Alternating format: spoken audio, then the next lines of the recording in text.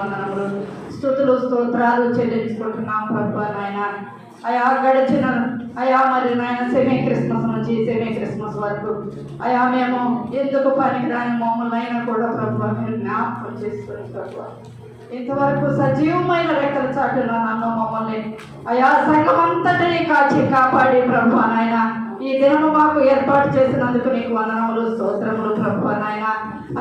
ఈ వారములో ప్రభువా గత 4 దినములు నాయన నీ సన్నిధిలో నీ నామాన్ని ప్రకటించే వారుగా సంఘమంతటిని ఏర్పాటు చేసి ప్రభువా నాయన ఈ 5వ దినములో ప్రభువా నాయన నీ సన్నిధిని ప్రభువా ఏర్పాటు చేసుకున్నామయ్యా. ఈ సెమీ క్రిస్మస్ ద్వారా ప్రభువా అనేకులు నాయన నీ సన్నిధికి రాగలగడానికి కృపనిచ్చిన తండ్రి నీకు వందనములు స్తోత్రాలు దేవా. ఇప్పటి వరకు నాయన పాటల ద్వారా నాయన నేను కనపరిచి ఉన్నాము నాయన. ఆరాధనలో నాయన ప్రతి ఒక్కరము నాయన నిన్ను స్తుతించి గణపరిచేవారముగా మమ్మల్ని అందరినీ సిద్ధపరిచినందుకు నీకు వందనములు స్తోత్రాలు చెల్లించుకుంటున్నాను దేవా.